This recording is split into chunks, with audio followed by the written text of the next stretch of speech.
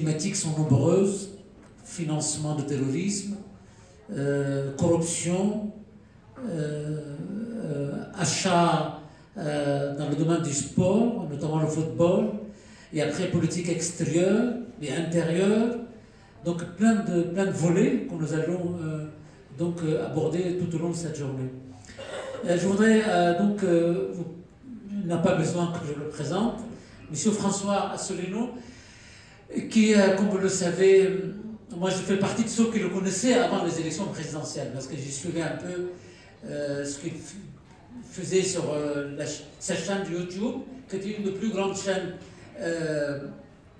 vues par un très grand nombre de public. Et après, bien sûr, on l'a vu qu'il était brillant, même une de belles surprises de la dernière campagne présidentielle. M. François Asselineau est président fondateur du parti Union populaire démocratique, républicain, pardon. Et il est, bien évidemment, comme vous le savez, un très grand serviteur de l'État, parce qu'il a travaillé avec plusieurs présidents de la République, depuis Jacques Chirac, et il a de contributions en matière de politique extérieure française. C'est un homme, c'est une chose que j'aime beaucoup en lui, il a une certaine idée de la grandeur de la France, une idée gaulliste, que nous, ici, Français, comme Arabes, nous aimons toujours tout ce qui est gaulliste, et qui reste gaulliste en France. La parole est à vous, cher ami.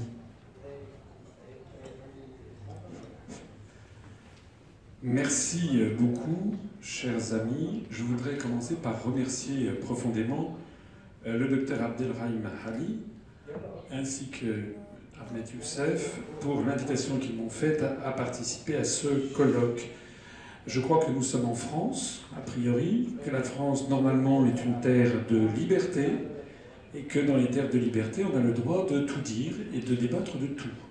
Et puis, je rappelle que la France est aussi un pays qui a inventé, d'une certaine façon, la laïcité. Laïcité, c'est un mot français qui est très difficile de traduire dans les langues étrangères, parce que ça n'est pas de l'athéisme militant, c'est pas la même chose. La laïcité, ça veut dire que chacun a le droit de conserver sa religion, mais dans sa sphère privée, sans l'imposer aux autres. Il s'agit en fait d'une espèce de savoir-vivre en commun.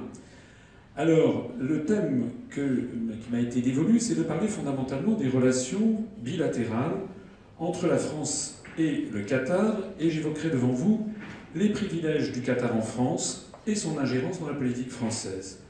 Avec trois grands chapitres: les privilèges dont le Qatar dispose en France, premier chapitre. Deuxième chapitre, l'ingérence du Qatar dans la politique française. Troisième chapitre, l'influence du Qatar sur la diplomatie française. S'agissant des privilèges dont dispose le Qatar en France, j'en citerai deux essentiels. D'abord, il y a un privilège écrit. Vous savez ce que c'est qu'un privilège? En français, c'est une loi privée.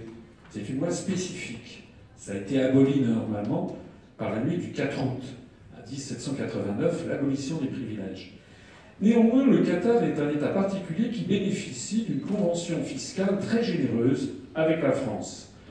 Le président Sarkozy a signé avec le Qatar, le 14 janvier 2008 à Doha, un avenant à la convention fiscale du 12 janvier 1993 qui existait déjà entre la France et l'Émirat. Cet avenant est entré en vigueur en avril 2009, le 23 avril. Il permet à l'État du Qatar et aux entités publiques s'y rattachant, y compris la famille de l'émir, la famille régnante Al Thani, de bénéficier d'une exonération d'impôts sur les plus-values immobilières et sur les gains en capital sur des biens immobiliers détenus en France. Il y a notamment un article 12, alinéa 1 de cet avenant, qui précise que les gains qu'un État, l'État c'est-à-dire soit la France, soit le Qatar, sa banque centrale ou l'une de ses institutions financières publiques entièrement contrôlées par lui tire de l'aliénation de biens immobiliers, ne sont pas imposables dans l'autre État. Donc il n'y a pas d'imposition sur les plus-values immobilières et les gains en capital sur les biens immobiliers. Par ailleurs, cette convention exonère d'impôts sur les dividendes obtenus en France par des résidents qataris. Enfin, cet avenant étend la période d'exclusion de l'impôt sur la fortune des biens situés hors de France pour les citoyens du Qatar résidant en France. En d'autres termes, nous avons affaire à un système exorbitant du droit commun, comme on dit, c'est-à-dire tout à fait extraordinaire. le régime fiscal privilégié octroyé par la France au Qatar a fait de la France un paradis fiscal pour les Qataris qui, depuis lors, ont procédé à une longue liste d'acquisitions dans l'Hexagone. Évidemment, puisqu'il y a cet avantage d'exonération de toute plus-value immobilière. Les bras armés des investissements du Qatar sont notamment le fonds souverain Qatar Investment Authority, qui est QIA, et sa branche Qatar Holding. Alors, l'investissement de ce petit émirat, dont je rappelle qu'il fait 11 000 km², c'est-à-dire la taille du département de la Gironde, Concorde, à côté de l'hôtel de Crillon, face à l'obélisque, l'hôtel Lambert, qui est sur l'île Saint-Louis, un hôtel particulier prestigieux, l'hôtel d'Évreux, autre hôtel particulier qui lui est sur la place Vendôme, un autre hôtel particulier qui s'appelle l'hôtel Kinski, et toute une série d'hôtels luxueux de grands palaces parisiens, l'hôtel Royal Monceau, l'hôtel Peninsula, l'hôtel Hilton Paris, l'hôtel Intercontinental, l'hôtel du Louvre, l'hôtel Concorde de Lafayette, l'hôtel du Palais de la Méditerranée à Nice, l'hôtel Martinez à Cannes, et puis également des parts dans la société fermière du Casino de Cannes qui exploite le Grès d'Albion et le Majestic à Cannes. Finalement, il n'y a pratiquement plus que l'hôtel Meurice où nous sommes, qui n'appartient pas encore au Qatar. Il y en a d'autres quand même. J'ajoute que la famille royale qatari possède d'autres actifs immobiliers en propre, grâce à un fonds privé domicilié à Amsterdam, aux Pays-Bas, qui s'appelle Mayapan BV. L'ancien émir du Qatar, Ahmed Ben Khalifa Al Thani, qui était émir jusqu'en juin 2013, s'est offert de nombreuses propriétés luxueuses en France, notamment le château de Marie-le-Roi, dans les Yvelines, ou le domaine de Fayence, dans le Var. À ceci doit s'ajouter, ce qui est quelque chose de très important aussi, les participations en dehors de l'immobilier, notamment du Qatar Investment Authority. En premier lieu, le groupe Lagardère. Le groupe Lagardère, c'est tout à fait considérable, puisque Lagardère possède toute une série d'éditeurs ou de médias. Je citerai Hachette, Armand Collin, Duno, Stock, Fayard, Grasset, Larousse, Calman Levy, Le Livre de Poche, les Points de Vente Relais, le magazine Elle, le magazine Paris Match, le magazine Télé 7 jours, le journal du dimanche, Europe 1, Virgin Radio, RFM, Canal J, MCM, etc., etc. Ce groupe Lagardère est désormais possédé par le Qatar Investment Authority à hauteur de 12,83% du capital, à quoi il faut ajouter 13,03% du capital supplémentaire pour Qatar Holding. Je précise que QIA possède également environ 6% du capital de EADS, pour Airbus, 3% de la compagnie française Total, 5,5% de Vinci, qui notamment détient des parkings, des autoroutes, vous connaissez, un peu moins de 5% de Veolia Environnement, 1% de LVMH, des parts dans Suez Environnement, et puis, je crois qu'on en parlera tout à l'heure également, en matière de sport, le Paris Saint-Germain et le PSG Handball. Tout ceci donc découle de ce privilège écrit qui est cette convention fiscale qui fait de la France un paradis fiscal pour le Qatar. À ceci s'ajoutent des privilèges non écrits, une espèce de loi coutumière, ce qui consiste en une indulgence tout à fait particulière des pouvoirs publics vis-à-vis des agissements du Qatar en France, même lorsque ceux-ci sont contraires à la loi française. Plusieurs éléments médiatisés et qui choquent profondément l'opinion publique française en ont témoigné. Par exemple, le laxisme des pouvoirs publics concernant les aménagements faits par la famille du Qatar dans l'un des plus beaux hôtels particuliers de Paris, l'hôtel Lambert dont je parlais tout à l'heure, situé sur l'île Saint-Louis, qu'elle a acquis en septembre 2007. Plusieurs aménagements ont été dénoncés comme étant contraires aux règles applicables aux monuments historiques classés. En outre, les travaux peu encadrés par les pouvoirs publics, ont déclenché un incendie dans le bâtiment en juillet 2013, causant des dommages irréversibles à plusieurs décors inestimables du XVIIe siècle. Aucune enquête n'a été menée et n'a mené à des mises en cause contre les propriétaires de cet hôtel Lambert. On peut y ajouter l'accusation, dans cette série d'incidents qu'il y a pu y avoir, l'accusation pour viol portée contre un diplomate qatari protégé par son immunité en juin 2016. L'affaire a été classée sans suite. On peut y ajouter certains achats réalisés par l'ancien émir du Qatar, Ahmed Ben Khalifa Al Thani, et qui ont été conclus dans des conditions pour le moins troubles. Le rachat des grands magasins du printemps, qui fait l'objet d'une information judiciaire pour abus de biens sociaux. Le rachat du Vista Palace de Brooklyn-Cap-Martin, qui est dans le collimateur de la justice pour corruption et trafic d'influence. En 2016, le procureur de la République de Paris a ouvert une enquête préliminaire pour blanchiment confiée à la brigade financière au sujet des prestations effectuées par un cabinet français de décoration intérieure sur l'un des yachts de la famille royale du Qatar, qui s'appelle le Qatara.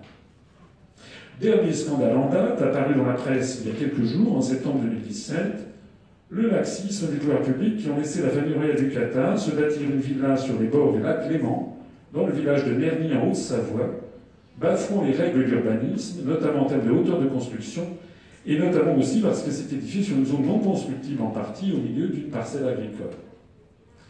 Alors tous ces exemples ne sont pas tout à fait des anecdotes, puisqu'ils témoignent, d'une part, de la mise sous influence de l'État français et des pouvoirs publics, qui ont d'une certaine façon renoncé à faire appliquer la loi en France, la loi française en France, et d'autre part, du sentiment d'impunité que peuvent avoir certains Qataris en France qui font régner ce qu'il faut bien appeler la loi de l'argent.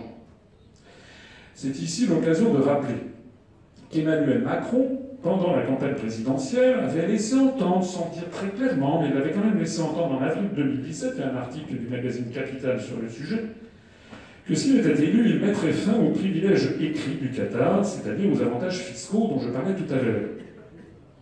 Force est cependant de constater que le même Emmanuel Macron, depuis qu'il est à l'Élysée, a reçu le 15 septembre dernier les nouvelles émirs du Qatar, Tamim Ben Hamad Al Thani, et d'après les informations dont on dispose, c'est-à-dire aucune, il n'y a plus de nouvelles sur cette volonté d'abolir les privilèges du Qatar en France. Eh bien moi, je pose ici la question devant tout le monde.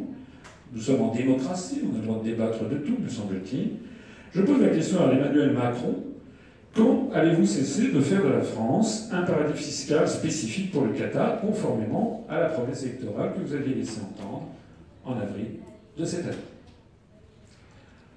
Mon deuxième chapitre va parler de l'ingérence du Qatar dans la politique française. Je commencerai par le cas particulier de Nicolas Sarkozy, qui a initié la relation assez malsaine entre la France et le Qatar. Au stade actuel, alors moi je ne suis pas dans le secret des instructions, au stade actuel il n'y a que des soupçons, mais convergents, concernant la perception par Nicolas Sarkozy de financement en provenance du Qatar. Ces soupçons émanent de différentes sources, notamment les journalistes Pierre Péan et Vanessa Ratignier, auteurs du livre « Une France sous influence », paru aux éditions Fayard en septembre 2014, qui affirme que c'est le Qatar qui aurait payé le divorce de Nicolas Sarkozy avec son épouse Cécilia pour un montant de 3 millions d'euros. La somme aurait été prélevée sur l'argent versé par le Qatar à la Libye pour obtenir la libération des infirmières bulgares, la mission réussie et très médiatisée de Cécilia Sarkozy. L'IRA aurait alors versé beaucoup plus que la rançon réclamée par la Libye, et l'argent aurait été déposé sur des comptes en Suisse, dont se serait ensuite servi Nicolas Sarkozy pour financer son divorce. L'homme d'affaires Ziad Takieddine avait d'ailleurs donné déjà cette version des faits dès avril 2013. En tout cas, moi je ne prends pas parti, mais c'est quand même quelque chose que beaucoup de Français maintenant ont à l'esprit, parce que ça, beaucoup de médias en ont quand même parlé. Ces soupçons semblent suffisamment fondés pour que la grande presse s'en soit fait l'écho. Il ne s'agit donc pas, semble-t-il, de pure spéculation émanant d'individus farfelus. Le deuxième point, c'est qu'au-delà du cas de Nicolas Sarkozy, on assiste malheureusement, semble-t-il, à la corruption croissante d'une partie de la classe politique française par le Qatar. Alors moi, je ne suis pas un expert. Je lis des ouvrages qui sortent. Je renvoie les auditeurs aux révélations assez sensationnelles du livre notamment Nos très chers émirs de Christian Chesneau et de Georges Malbruno. Georges Malbruno qui d'ailleurs prendra la parole, je crois, cet après-midi et qui nous en dira peut-être davantage. Ce livre qui est apparu en octobre 2016. Alors on y apprend notamment, moi je me retranche derrière ce que je vois dans cet ouvrage, mais qui a l'air quand même extrêmement bien documenté avec de nombreuses citations, les liens plus que scandaleux entretenus par le député PS, ancien député PS Jean-Marie Le Guen, les anciens ministres Rachida Dati, Jack Lang, Jean-Vincent Placé, la sénatrice UDI Nathalie Goulet, le député PS Nicolas Beyss, avec l'ancien ambassadeur du Qatar à Paris qui distribuait largement aussi, semble-t-il, des montres de très grand luxe à certains ministres. Je rappelle que pendant la campagne pour les primaires du Parti des Républicains, pour les présidentielles, Bruno Le Maire, actuel ministre de l'économie, avait reconnu avoir reçu une montre très luxueuse, je crois qu'il valait 85 000 $, faut quand même le faire, de l'émir du Qatar. Paraît-il, il a dit qu'il l'avait rendu, mais il semble-t-il que ça ne soit pas le cas nécessairement de tous les autres. Et puis sur ce troisième volet, sur cet aspect de l'ingérence, le financement du Qatar pour la construction de mosquées ou pour certaines associations dans des banlieues françaises. Le Qatar, s'appuyant sur des volets médiatiques, a commencé à financer des associations dont les objectifs ne sont pas toujours très clairs dans les banlieues françaises à partir de 2011 ou pour l'édification de mosquées. Je disais en préambule que la France est le pays de la laïcité. Je rappelle que la loi de 1905 exclut en France le financement des édifices cultuels, c'est-à-dire pour le culte, par des deniers publics. Mais je rappelle aussi qu'un récent rapport du Sénat explique et creuse le manque de transparence quant au financement, notamment de certaines mosquées. Et en particulier, certains fonds étrangers financent la partie culturelle et pas cultuelle. C'est-à-dire, par exemple, des bibliothèques, ou des salles de restaurants, ou des pouponnières d'enfants de ces établissements, mais ça prête évidemment à bien des incertitudes, parce que quand on construit une mosquée, qu'est-ce qui appartient à la partie culturelle et qu'est-ce qui appartient à la partie culturelle? Je rappelle aussi que les mairies peuvent accorder des baux amphithéotiques de très longue durée, jusqu'à 99 ans, qui permettent parfois de contourner le principe de la loi de 1905, notamment si le bail amphithéotique est accordé à des prix qui sont très très en dessous du prix du marché, sous la pression de certains bailleurs de fonds étrangers richissimes. J'en viens à mon troisième et dernier chapitre, l'influence du Qatar sur la diplomatie française. Au plan international, la position de la France sur la Libye et sur la Syrie a comme par hasard collé étroitement à celle du Qatar et a suivi d'ailleurs au fur et à mesure les mêmes revirements que le Petit Émirat. S'agissant de la Libye, je rappelle que dans un premier temps, le Qatar a financé la libération des infirmières bulgares retenues en Libye, j'en parlais tout à l'heure. On connaît le rôle de la France et de Nicolas Sarkozy et de son épouse de l'époque dans cet événement. On connaît aussi la façon dont Kadhafi avait été reçu en grande pompe en France. Et puis dans un deuxième temps, le Qatar a poussé à participer à la guerre contre la Libye en 2011, ayant conduit à la chute et à la mort de Kadhafi. Le Qatar a même envoyé 5000 hommes en Libye. Et il faut rappeler que c'est à la suite de l'intervention en Libye de 2011 que le terrorisme islamiste s'est développé en Libye, que la Libye est devenue un pays où l'État central a été désintégré d'une certaine façon, un pays où il y a une espèce d'anarchie rampante, ce que les Américains ont théorisé sous le nom de conflit de basse intensité, un pays dont plus de 65 ou 70% de la population s'est enfuie.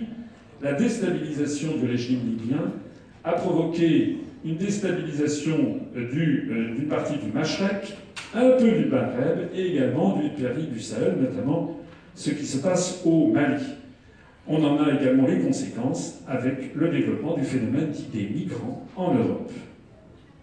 S'agissant de la Syrie, dans un premier temps, le Qatar avait favorisé les retrouvailles entre la France et la Syrie, ce qui avait conduit Nicolas Sarkozy à inviter le président Bachar el-Assad au défilé du 14 juillet 2008. Et puis dans un second temps, à partir de la mi-2011, le Qatar a complètement changé d'attitude avec la Syrie en lui devenant radicalement hostile, et malheureusement la France, la politique française a suivi exactement le même mouvement. Résumons d'ailleurs cette séquence, parce qu'elle mérite d'être rappelée. En 2009, c'est la stratégie des 4 mers développée par la Syrie. Syrie qui veut devenir un centre de transit des hydrocarbures entre la mer Méditerranée, la mer Noire, la mer Caspienne et le golfe Persique. Dès 2009, le Qatar propose un projet de gazoduc partant de son champ gazier de North Storm, traversant l'Arabie Saoudite, la Jordanie et la Syrie, pour aller en Turquie, puis vers l'Europe. Mais un projet concurrent se fait jour, l'Islamic Gas Pipeline, partant d'Iran, traversant l'Irak et la Syrie pour déboucher sur des exportations de gaz vers l'Europe depuis les ports syriens. En juillet 2011, le président Bachar el-Assad décide de signer avec l'Islamic Gas Pipeline, et du coup, le Qatar, l'Arabie Saoudite et la Turquie sont écartés. Comme par hasard, c'est à partir de cet événement que l'on va assister à la dégradation très rapide de la situation intérieure en Syrie, et le Qatar va être ensuite pointé du doigt pour son rôle dans le financement et l'émergence du prétendu État islamique de Daesh en Syrie. Vous me permettrez de rappeler à ce propos que lors de la campagne présidentielle française qui a eu lieu au mois d'avril, j'ai été le seul, je dis bien le seul, des 11 candidats à l'élection présidentielle à évoquer ces sujets, et en particulier, j'ai été le seul à demander à Emmanuel Macron, devant les quelques 6 millions de téléspectateurs français, lors du débat à 11 qui était organisé à la télévision sur le 4 avril dernier, ce qu'il pensait du rôle du Qatar dans le développement du terrorisme. Je renvoie à cette émission. M. Macron avait d'ailleurs été un petit peu déstabilisé. Je rappelle aussi que Emmanuel Macron lui-même, il y a quelques semaines, a dénoncé le rôle du Qatar dans le développement du terrorisme, alors qu'il était élu à l'Élysée. Je rappelle que le même M. Macron ne semble pas avoir fait grand-chose depuis là. Je ne sais pas ce qu'il a dit à l'émir du Qatar, qu'il a reçu récemment, le 15 septembre dernier, ni s'il a bien vérifié que le Qatar a changé de politique en la matière depuis le 25 juin 2013, depuis que l'émir Tamim a succédé à son père. En résumé, la position française a collé de près, de bien trop près, à mon égard, à mon avis, à la position du Qatar sur l'affaire syrienne et sur l'affaire libyenne. On voit d'ailleurs bien l'embarras de la France, des autorités françaises, vis-à-vis des autres puissances du Golfe, maintenant que le Qatar s'est brouillé avec plusieurs d'entre elles. Il est temps que je conclue mon propos. En conclusion, je voudrais dire que les privilèges du Qatar en France et son ingérence dans la politique française témoignent d'abord et avant tout d'un problème franco-français, du problème de la dégradation spectaculaire de l'esprit public en France et de la mauvaise santé de la démocratie française. Je le demande ici, est-ce que l'on imagine, du temps de Charles de Gaulle, que le chef d'État fasse financer son divorce par l'émir du Qatar? Est-ce que l'on imagine, du temps de Charles de Gaulle, que des ministres de la République quémandent des chèques à l'ambassadeur du Qatar? Est-ce que l'on imagine, du temps de Charles de Gaulle, que la République française accepte de céder les uns après les autres tous les joyaux du patrimoine immobilier ou du patrimoine industriel de la France en oubliant toute notion d'intérêt général? Et pour les céder non seulement d'ailleurs au Qatar, mais à la planète entière, comme l'illustrent actuellement les exemples scandaleux, brûlants d'actualité, que sont par exemple la cession d'Alstom de la partie des turbines aux États-Unis, puis du TGV à l'Allemagne, puis des chantiers de l'Atlantique à l'Italie. En fait, la France est devenue un butin à piller avec une classe dirigeante qui se sert autant qu'elle sert les intérêts étrangers. Ces évolutions détestables découlent, à mon sens, directement de la perte de notre souveraineté et de notre indépendance nationale. Elles découlent directement de notre asservissement à une construction idéologique, politique et financière qui s'appelle construction européenne, qui s'appelle euro-atlantisme et qui accepte la domination des marchés financiers. Ce processus qui fait de l'argent le seul critère de la réussite sociale et qui fait du mensonge et du cynisme les seules valeurs de la politique française contemporaine, ce processus est en train de détruire la France. Ce que moi je propose aux Français, c'est ce que j'ai proposé lors de l'élection présidentielle où je n'ai eu droit qu'à 1% du temps de parole et où depuis lors je suis de nouveau blacklisté par tous les grands médias du pays. Ce que je propose aux Français, c'est d'abord de redresser la France, de lui rendre sa liberté, son indépendance, sa souveraineté, sa démocratie et donc sa dignité, en la faisant sortir de l'Union européenne, de l'euro et de l'OTAN. Ainsi libérée et redevenue elle-même, la France pourra renouer avec la grande politique arabe de Charles de Gaulle, avec notre grande tradition d'inspiration des mouvements laïques dans l'ensemble du Moyen-Orient, dont étaient originaires d'ailleurs les partis basses que l'on trouvait en Syrie et en Irak. Ainsi la France pourra-t-elle renouer avec des relations de coopération honnêtes, non vénales et dignes avec tous les pays du monde, y compris avec le Qatar. Je vous remercie de votre attention.